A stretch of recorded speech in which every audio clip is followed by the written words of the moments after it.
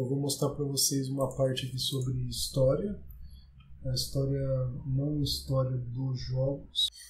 Bom, então eu vou falar aqui para vocês hoje sobre como criar um pouco a história do jogo, né? E a gente vai falar um pouquinho, essa matéria está no level 3 do livro do Scott Rogers, tá? Só para vocês saberem. Esse livro, essa parte aí é bem legalzinha. Então, a primeira coisa que surge é uma discussão no jogo sobre qual é a importância, né, de a gente ter história. Qual é a importância de ter história no nosso jogo? Será que é importante? Então, nesse respeito, a gente tem aí o exemplo desses dois jogos, né? Vocês conhecem o BioShock e o Doom? BioShock, né?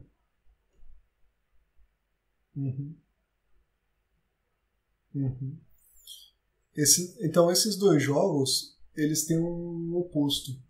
Eles são usados como os maiores exemplos daqueles que apoiam que o jogo tem que ter uma história e daqueles que não precisa ter história nenhuma. Porque o que acontece? O Doom não tem muita história, né? Você simplesmente sai jogando e pronto. Enquanto que o BioShock, ele tem história, ele tem toda uma narrativa, objetivos que você tem que fazer com o seu personagem, e isso daí ele dá um grande valor pro jogo, né? Para quem gosta do BioShock. Então, assim, as pessoas têm duas grandes correntes: os que são a favor da história e os anti-história. E aí eles usam esses exemplos aí, tá? Mas, na verdade, o que acontece é que eles estão olhando por dois lados da mesma moeda, né? Por assim dizer. Porque o jogo, na verdade, ele não precisa de uma história, mas, ao mesmo tempo, ele sempre tem uma história. Nós vamos ver em que sentido aqui, tá? A gente já vai ver isso nos próximos slides. A história, ela tem um começo, meio e fim, mas não necessariamente nessa ordem. E boa parte das comparações que o livro faz nesse capítulo são com filmes, tá? Ele fala bastante do universo de Hollywood, porque Hollywood ele já tentou fazer todos os tipos de mudanças, alterações na história que vocês podem imaginar, né? Vocês pegam filmes como Pulp Fiction, né, que é um filme difícil de entender a história na primeira vez que você assiste, só que ele é todo conectado, mas é difícil de você entender. E ao mesmo tempo também você tem filmes bem lineares, como por exemplo Shrek ou qualquer outro exemplo, né? Os filmes mais comuns que a gente enxerga, eles às vezes nem tem flashbacks ou coisa assim. Indiana Jones também é um exemplo bem linear, etc. Mas aí o que a gente sabe da história? A história ela pode ser muito simples. Se vocês quiserem procurar esse jogo, chama How Dare You. Ele é um jogo que tem uma história no começo e que faz bastante diferença no jogo. É um joguinho bem bobinho de navegador de flash, tá? A história dele é assim: aparece um velhinho meditando, um velhinho barbudo, aí vem um alienígena, ele vem com uma pinça e arranca um pelo da barba do cara que está meditando. Aí ele grita, How dare you? Né? Ele fica louco de raiva e vai atrás do alienígena. O alienígena fez fusquinha para ele. Né? Então, é uma história muito boba, mas é engraçadinha. E aí ele até dá uma explicação do motivo de você estar indo atrás do alienígena e lutar, né? E você ser esse velhinho que medita aí. Parece um monge, uma coisa assim, tá? Enfim, então a história ela pode dar esse gosto, essa diferença. Se fosse só um jogo que você é um velhinho perseguindo um alienígena, talvez você não tivesse motivação nenhuma para jogar esse jogo. E eu pus aí esse jogo, inclusive, aí, porque eu acompanhei um pouco a história dele. Eu joguei as primeiras versões dele. Ele mudou bastante. Eu até entrei hoje para dar uma olhadinha como é que tá. Ele modificou de novo da última vez que eu abri, mas assim, eu não tenho paciência mais para jogar ele inteiro, né? A primeira vez eu joguei ele inteiro e ele era mais curtinho também, era bem mais rápido para você. É um tipo de jogo incremental. Mas aí, resumindo, continuando aí, o que a história tem, né?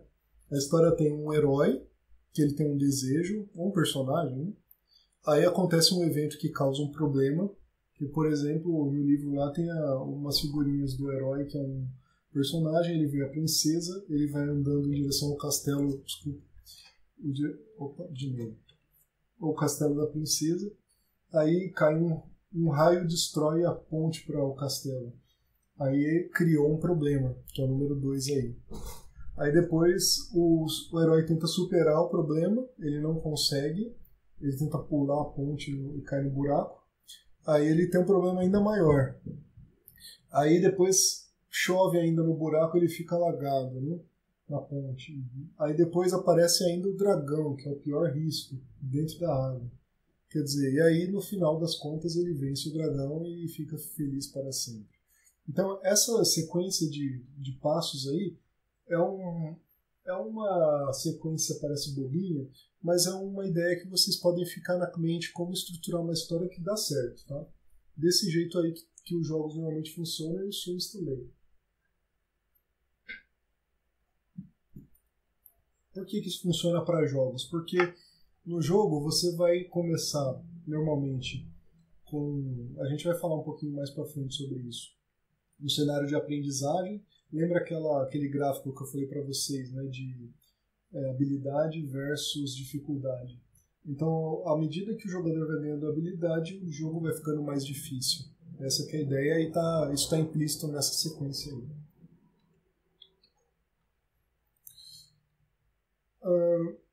Então, por que eu falei que todo jogo tem história? Porque o que acontece? A sequência de eventos do jogo em si, eles criam uma história na mente do jogador, tá?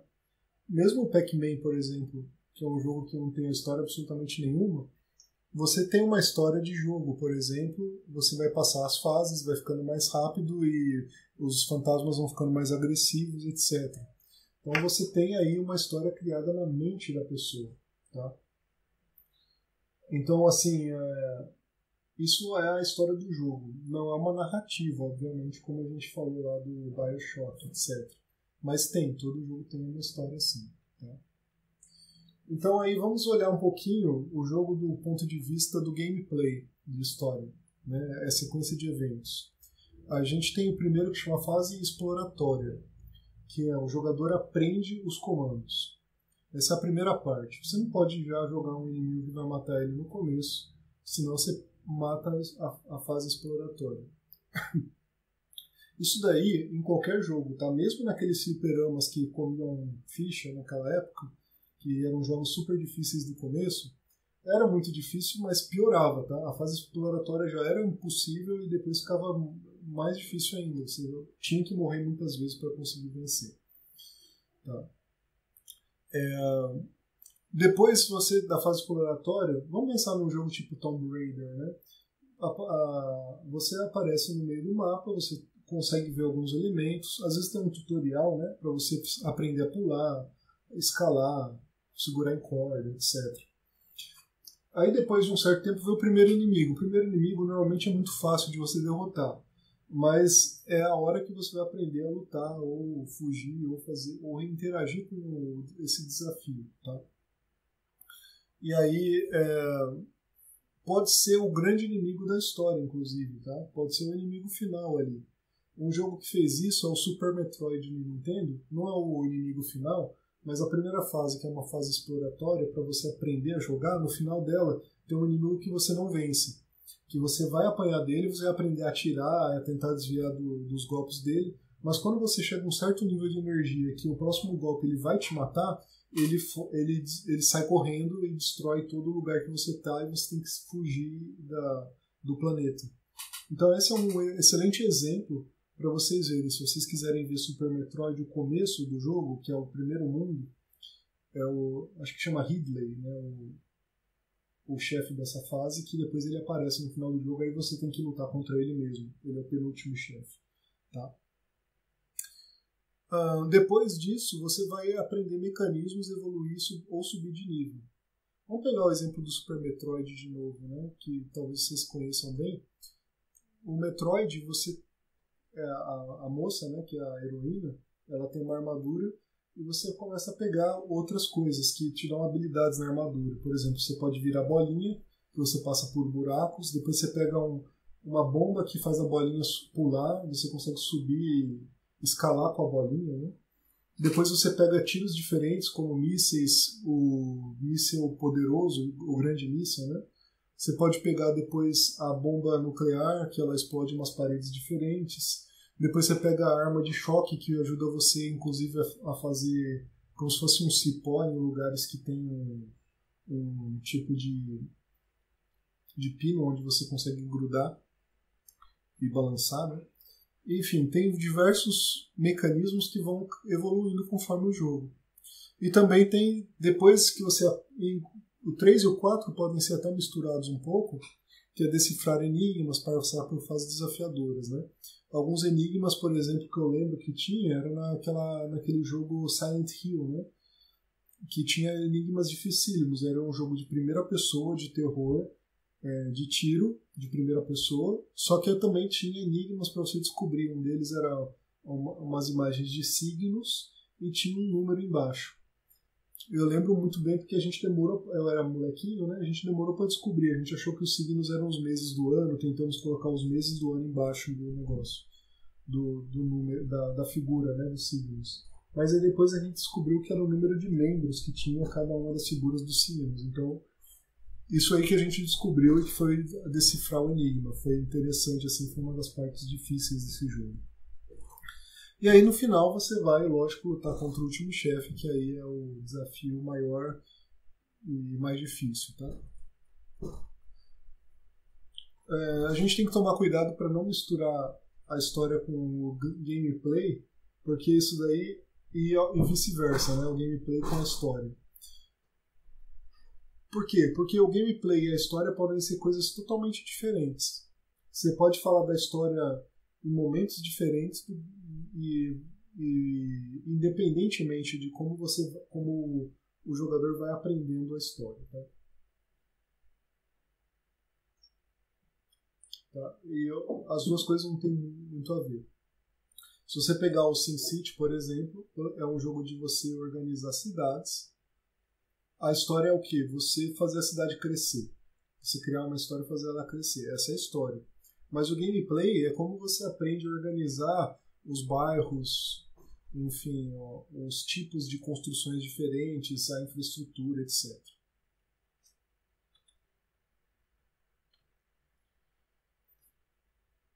Muito bem, agora com respeito à história também e os elementos que ela tem, inclusive tem um parênteses aí, que é eu vou fazer um parênteses que esse primeiro ponto, que é o triângulo da produção.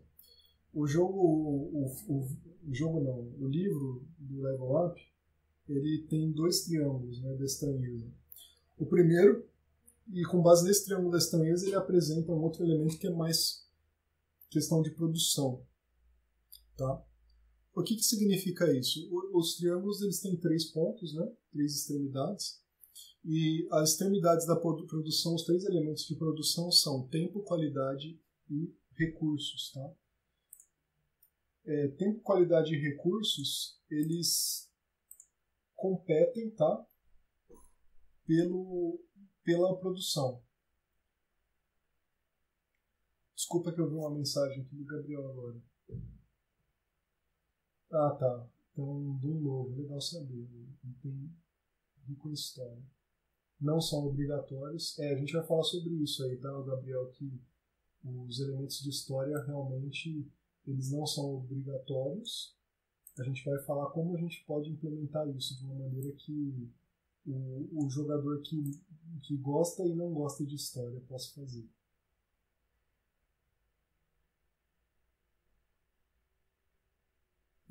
Exatamente. Muito bem, vamos voltar aqui então. O triângulo da produção, como é que ele é? O triângulo da produção, ele é composto então de tempo, qualidade e recursos. O que significa isso? Que você não tem essas 3 coisas, é impossível você ter as 3 ao mesmo tempo. Você deve escolher 2 e a terceira ela já vai aparecer para você automaticamente. Vamos pensar o seguinte, se você quer fazer o jogo rapidamente, você tem pouco tempo para produzir o jogo e você quer de grande qualidade, você vai ter que gastar muito dinheiro e você não tem como escolher o recurso.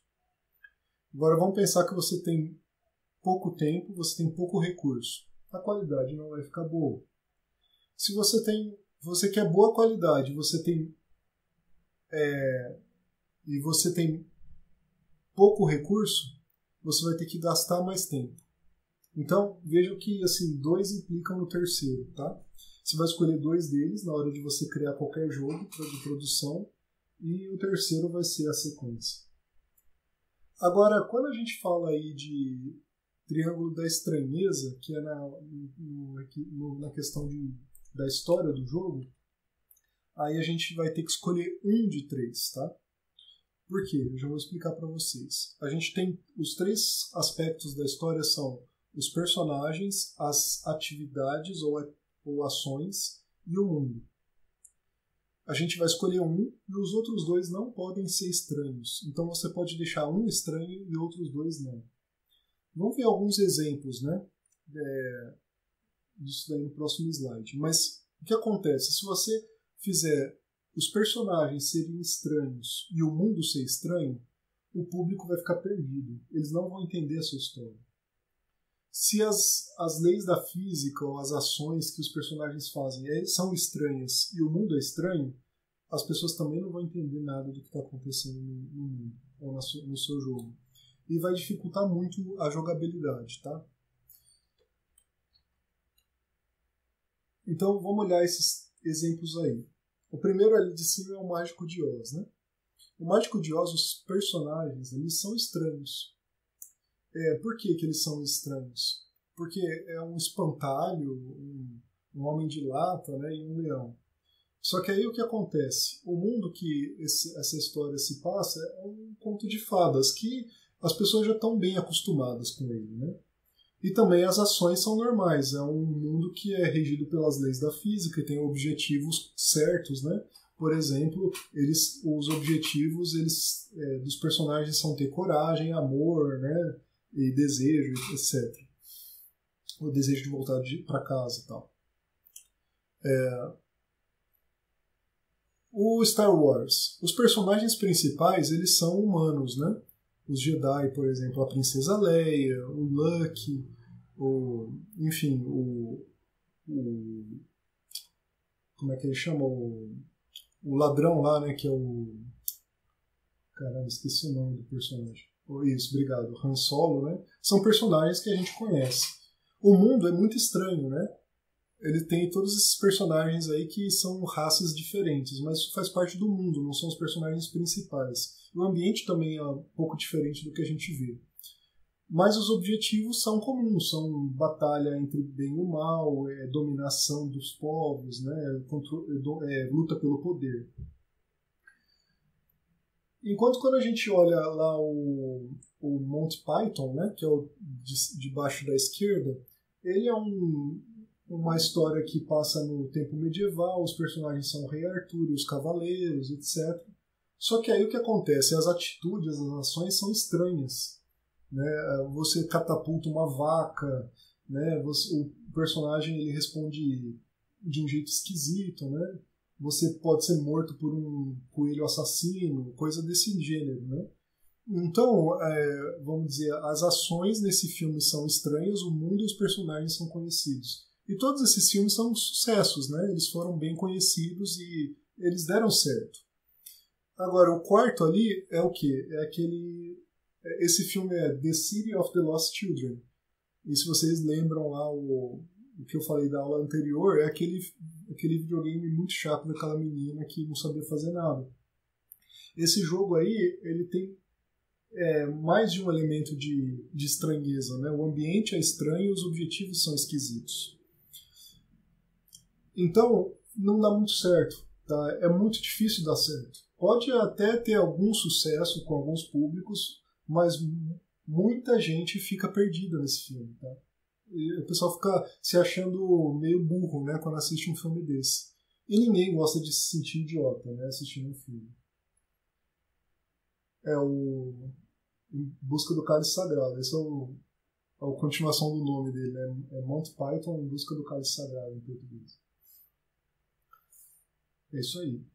Tá? Então a gente tem essas questões aí da estranheza. Quando vocês forem fazer o jogo de vocês, não ponham mais de um elemento de estranheza, tá? Vamos falar um pouquinho agora sobre como a gente criar e usar a história, tá? Bom, a história dos jogos, lembra que o exemplo próprio que o Gabriel comentou aí do Doom, né? O Doom Eternal, por exemplo, ele está rico em história, mas o aspecto da história não é obrigatório. O que isso significa? Que você está conseguindo fazer o seu jogo para diversos públicos. Os que gostam de história vão poder ir nos detalhes e nas missões secundárias, né, não obrigatórias, como eu disse ali na solução no slide. E os que gostam, pode ser que eles vão fundo na história e vão querer saber exatamente isso.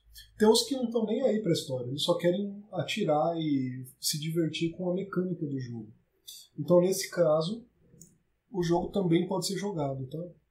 Eu lembro assim que tem alguns jogos que, inclusive, a história não é interessante para determinado público. Tem gente que gosta, tem gente que não.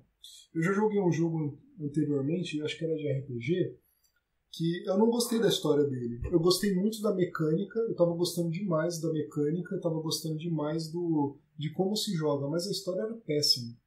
Só que aí chegou num determinado ponto que para você passar, você teria que ter entendido a história, ter conversado com certas pessoas numa vila e saber a resposta delas para você conseguir atravessar lá um enigma. E isso aí estragou tudo para mim. Eu tive que recomeçar o jogo praticamente do zero porque eu comecei a notar que tinha muito disso.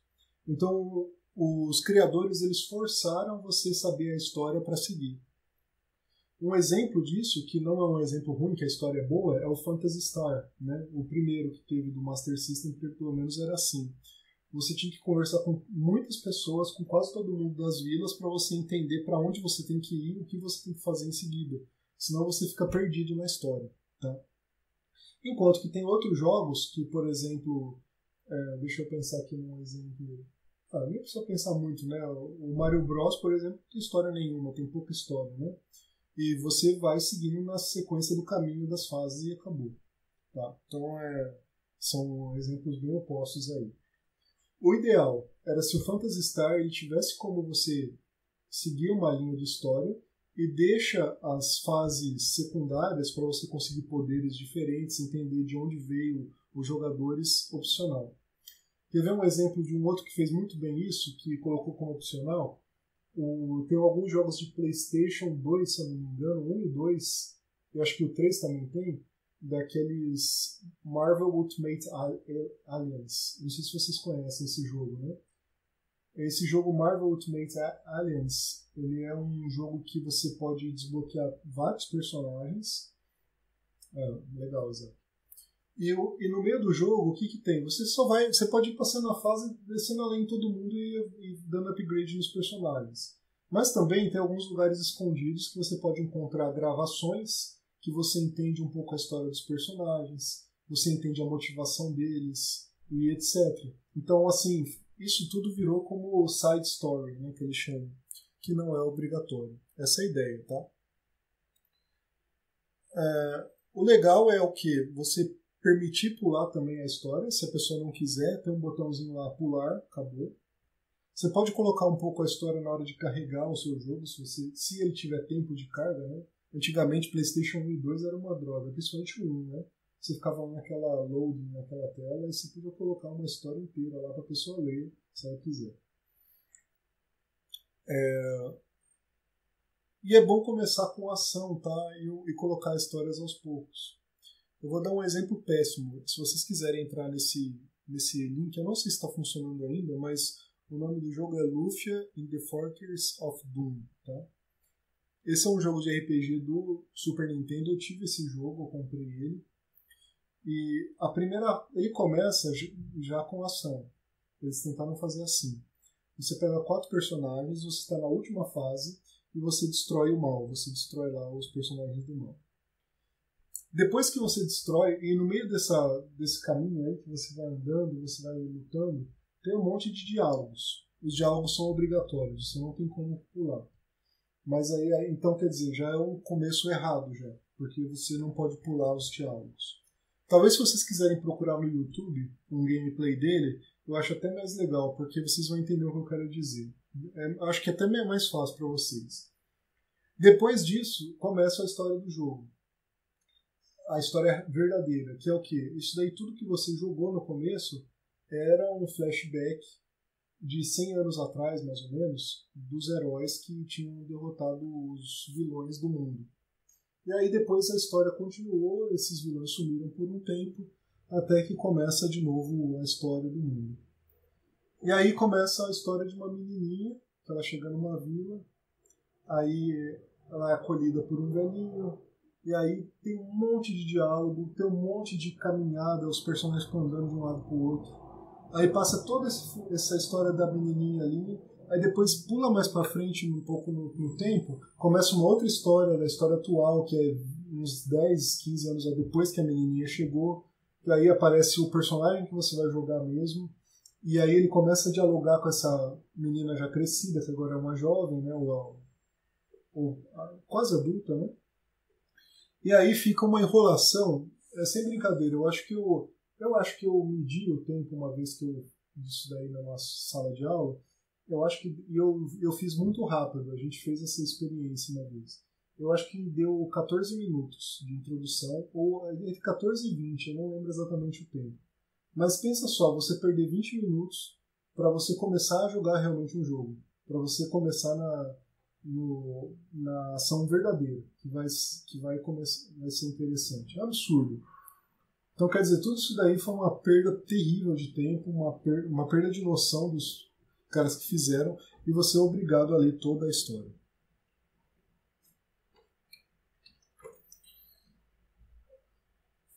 Aí, outra coisa que vocês têm que pensar também é que evitar clichês na história em si, né? Vocês vão criar uma história lá, tá, um personagem, qual que é a moral da história no final? Cuidado com esses clichês aí, tá, que o pessoal normalmente usa, essas histórias da Disney, né? Foi tudo um sonho, etc. Cuidado, né? Aí ela tava com amnésia e não lembrava que era tal pessoa. Esse Luffy, The Fortress of Doom, tem uma amnésia no jogo, que é uma das personagens principais. Só que o que acontece? Por que o seu jogo pode ter uma história interessante, muito embora você não tem como você ter uma novidade muito grande? Pensa, por exemplo, quando você vai assistir um filme, não sei se vocês gostam, um filme do 007, né? Você vai assistir o 007, você já sabe o que vai acontecer no filme.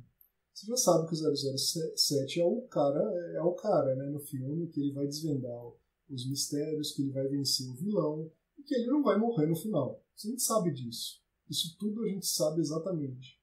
Só que você não sabe como a história vai desenvolver, entendeu? Então, essa é a graça. E quais são os elementos novos que eles vão colocar no filme? Quais são os novos apetrechos que ele vai usar? Qual a habilidade com carro, e helicóptero e avião que ele vai ter? Como ele vai enganar o bandidão? Quais são os poderes do bandidão no filme, né? Tudo isso daí é o que dá a graça, tá? É o toque que a gente chama de toque de descoberta.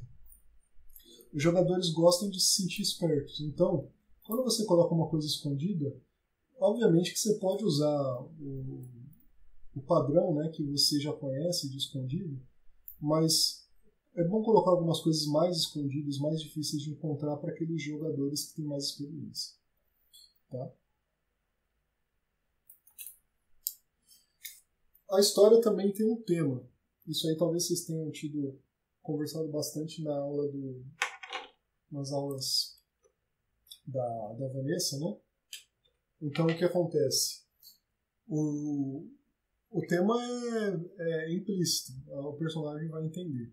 Como, ou seja, comido, bem versus mal. Aquele jogo Journey é muito legal, né? Não sei se vocês jogaram. A história dele, você aprende que a vida é uma jornada e você tem o seu caminho. Você tem que descobrir o seu caminho e você não sabe qual que é, né? A não ser que você viva e tente vencer os obstáculos.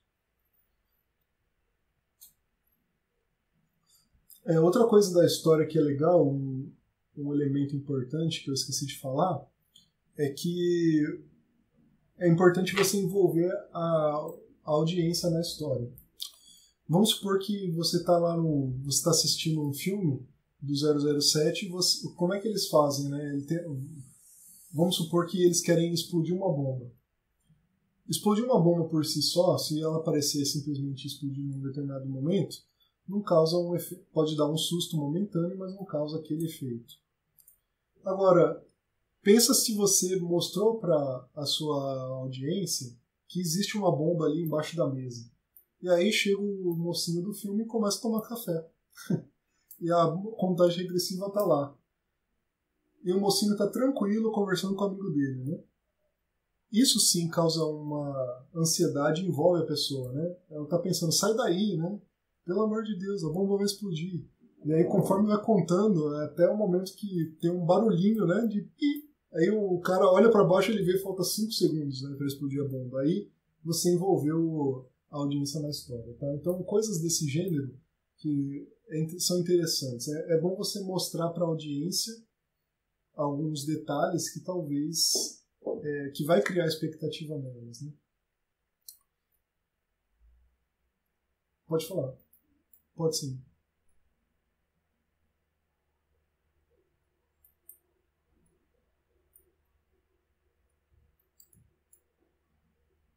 Hum.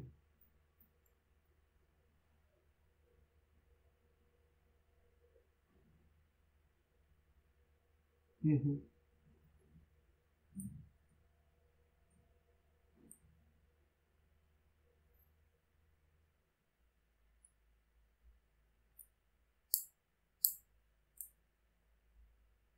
Uhum. Uhum.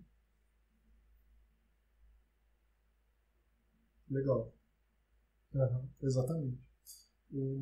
A expectativa é uma coisa que dá um diferencial, né? Agora que você falou do gênero de horror e terror, tem alguns gêneros que é bom você não mostrar, né? Que o importante é dar o susto. Eu lembro que foi um dos primeiros jogos que saíram desse gênero, era aquele Alone in the Dark. E esses jogos aí tem muito jogo de câmera. A gente vai falar sobre câmera mais pra frente, que é uma aula só disso, né?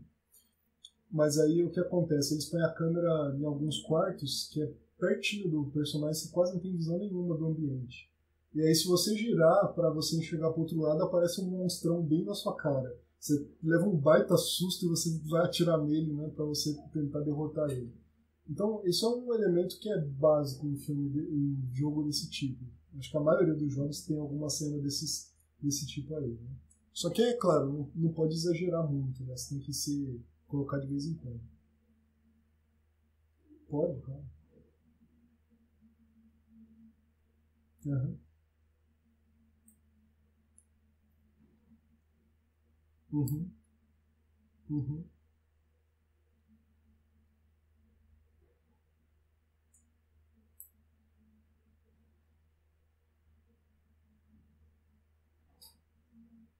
Aham. Aham. Aham.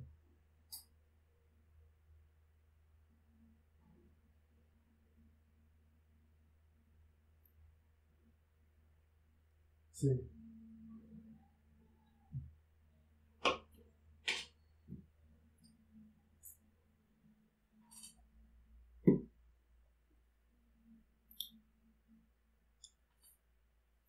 Sim.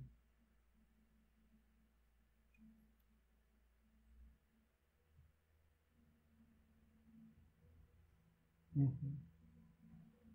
Sim. Exato, exatamente.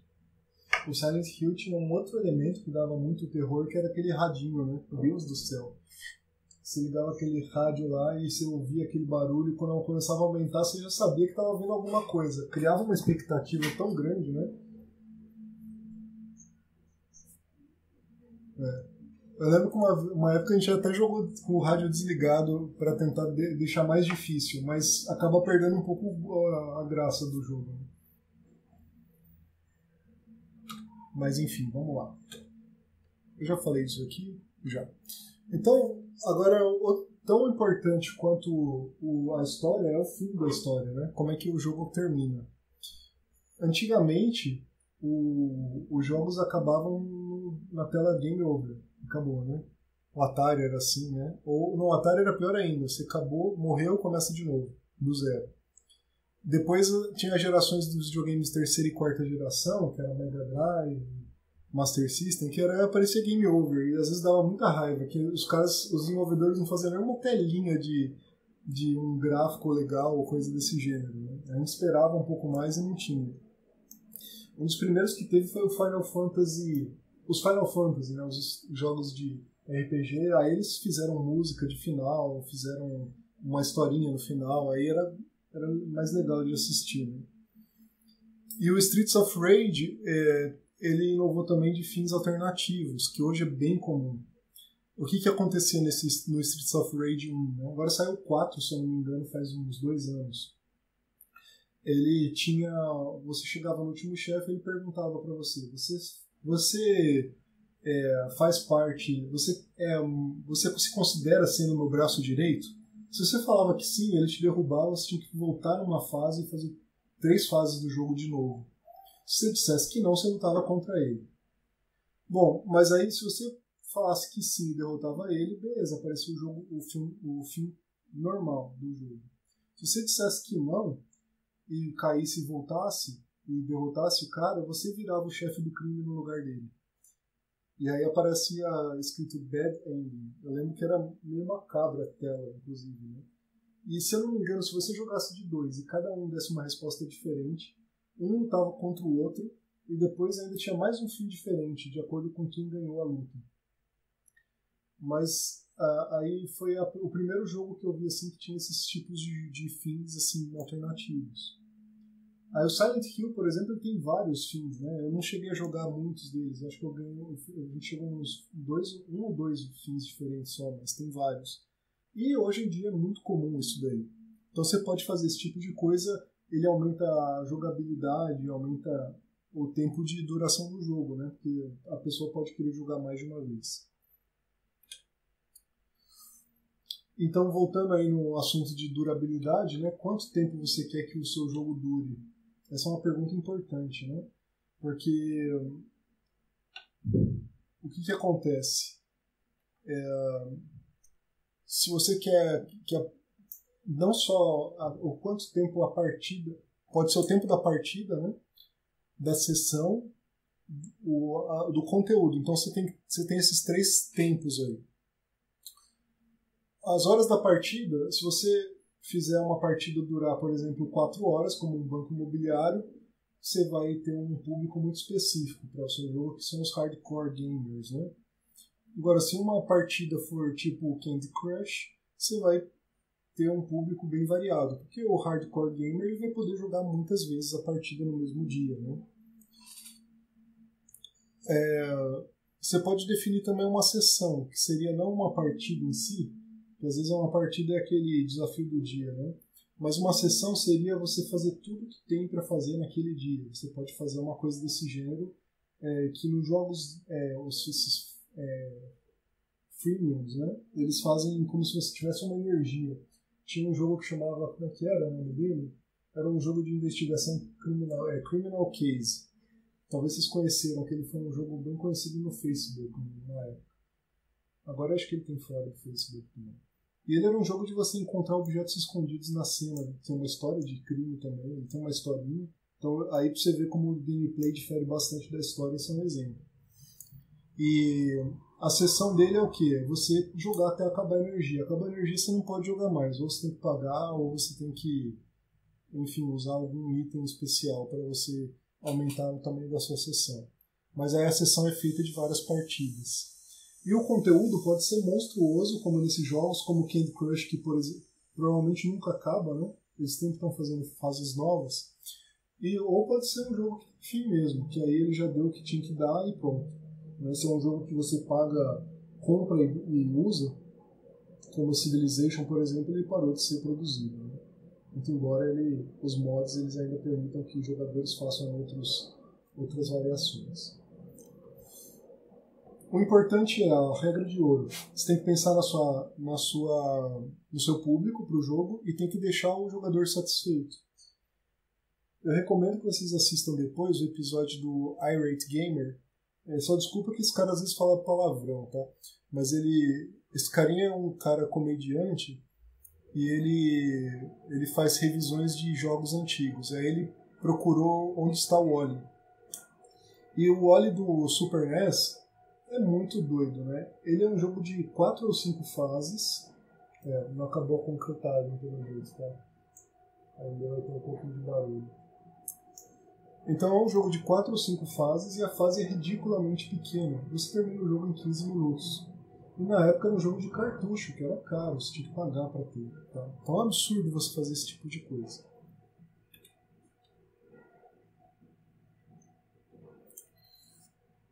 Bom, com relação ao título do jogo, né, é importante também você associar, quando você pensa na história, você pensa no título. O quanto antes você conseguir pensar no título, melhor. Por quê? Porque aí você já está definindo um tema, você já sabe sobre o que você quer falar. Tem diversos estilos de título diferente. Pode ser um título literal, pode ser um título que dá uma ideia de ação, né? Gears of War, por exemplo.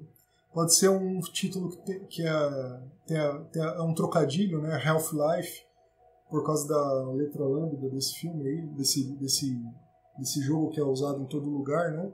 E lambda é o meia-vida dos elementos radioativos, por isso que eles usaram esse nome. Pode ser um título nada a ver, né? Little Big Planet, por exemplo. Um título que dá aquela sensação de grandeza, The Last of Us. E pode ser um título que vira referência. O Halo, por exemplo, você fala Halo, todo mundo já sabe do que você está falando, qual é o jogo, né? É tipo Gillette, a gente fala Gillette ou fala Danone, né, para iogurte. Enfim, a marca virou o produto. Pode acontecer, mas é bem difícil isso acontecer com o seu jogo, né? Toma cuidado. Títulos pequenos normalmente são melhores, é mais fácil de você gravar, é mais fácil de você fazer o logo, tá? É importante verificar se tem patente e nome em português. Hoje em dia não faz muita diferença, às vezes você põe em inglês é melhor, tá? O pessoal, a não ser que seja uma palavra em inglês bem bizarra para o Brasil, aí você realmente faz a tradução.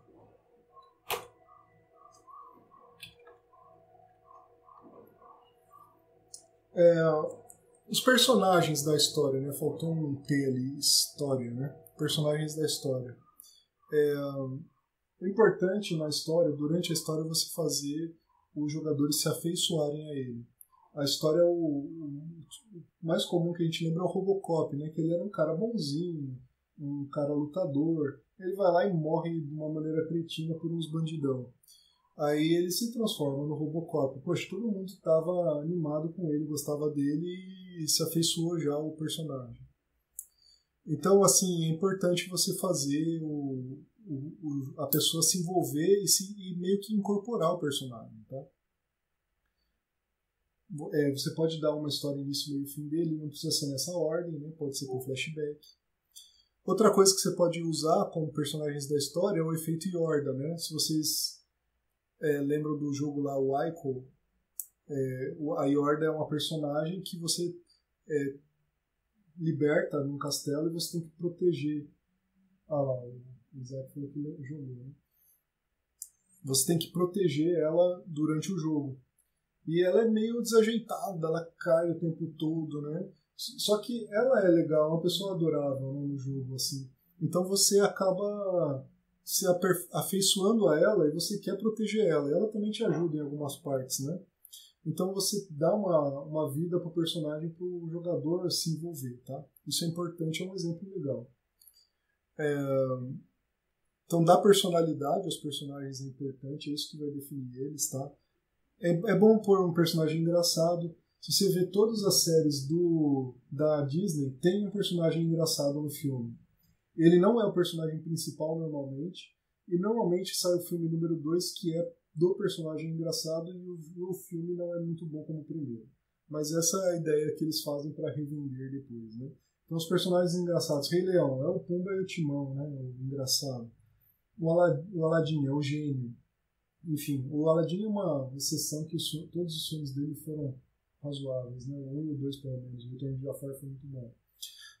Enfim, é assim, né, que você pode fazer. A nova onda do Imperador, tem o Kronk, e aí assim vai, tá? Última questão importante aqui é sobre licenças, tá? Se vocês forem usar coisas conhecidas, tem que pagar licença, vocês têm que saber disso, vocês podem ser processados, né? Então, antes de você pensar assim, eu quero realmente usar licença, eu quero usar um personagem conhecido, por exemplo, eu quero usar a Turma da Mônica, você tem que falar lá com os direitos autorais do Maurício de Souza, né? Só que aí você tem que pensar bem na hora de você usar o personagem. Um exemplo aí, você não pode dar um hambúrguer para um personagem vegetariano, mesmo que seja só para pegar o hambúrguer para recuperar energia. Mesma coisa o cascão pular na água, você não pode fazer isso, né? A Tectoy, ela com certeza ela consultou na hora de fazer a Turma da Mônica e o Resgate, né? Aqueles jogos de Master System, quem jogou viu lá, né? E com certeza tem relação dos jogadores do jogo em si com os personagens, e tem coisas que os personagens podem ou não fazer, tá? Então vocês devem conhecer a fundo eles. E se não tiver informação suficiente para um jogo longo, você fecha as lacunas. Aí você pode inclusive conversar com o proprietário para dizer o que mais você pode contar sobre esse personagem e dar um pouco mais de vida para ele, tá bom?